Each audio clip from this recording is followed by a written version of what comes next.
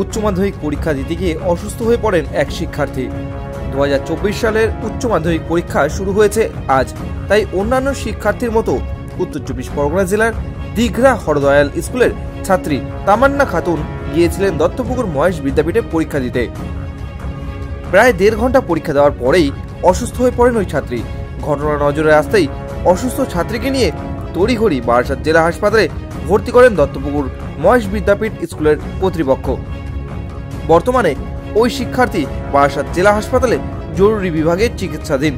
এ বিষয়ে কি বলছেন বারাসাত জেলা হাসপাতালের অ্যাডিশনাল মেডিকেল সুপারিনটেন্ডেন্ট, আসুন শুনে নেওয়া যাক। ব্যাপারটা হচ্ছে যে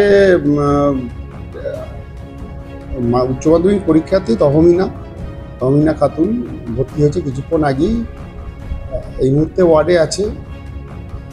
আমি কিছুক্ষণ আগে দেখেওছি পেশেন্টকে। আমার যেটা মনে হয়েছে সেটা ওর কিছুদিন আগে একটা জ্বরের হিস্ট্রি ছিল, তো স্বাভাবিকভাবেই শারীরিকভাবে দুর্বল ছিল 1 নম্বর। 2 নম্বর, তার সঙ্গে একটা পরীক্ষার আতঙ্ক যেটাকে বলে, সেই আতঙ্ক কাজ করেছে। দুটো মিলিয়ে এটা কিছুটা প্যানিকের কারণে আর কিছুটা শারীরিক দুর্বলতার কারণে অসুস্থ হয়ে পড়ে।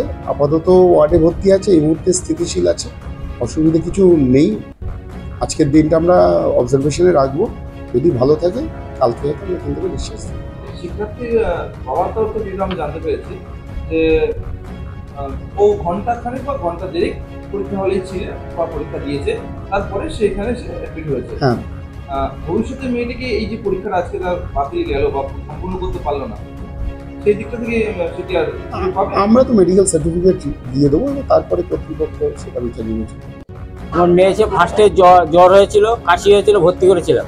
কালকে আবার মোটামুটি হাত পা অবশ হয়ে যাচ্ছিলো। সকালবেলা ডাক্তার ট্রান্সফার করে, এবার বলে না আমি ট্রান্সফার হবো না, মোটামুটি আমি পরীক্ষা দেবো। এবার বাড়ি নিয়ে গেছিলাম। এবার আজকে পরীক্ষার হলে পরীক্ষা 1.5 ঘন্টা বসে ওখানেই মোটামুটি অজ্ঞান হয়ে গেছে, হাত পা খাচ্ছিল, মাথা জ্বালা করছিল। আবার মাস্টারমশাইটা এনে ভর্তি করে। কি নাম? তামান্না খাতুন। কোন স্কুলে পড়তে চলছিল? এটা মহেশ বিদ্যাপীঠ। মানে আপনার মেয়ে কোন স্কুলে পড়ে? দিঘরা হরদয়াল স্কুলে। আপনার নাম? আমার নাম ফজলুল মন্ডল। কি চাইছেন? আজকে তো মেয়েটা পরীক্ষাটা দিতে পারলো না, যখন পরীক্ষাটা দিতে পারে সেইটি চাই, তো যদি পরীক্ষাটা হয় সেইটাই এখন আবেদন। সারা বছরের তো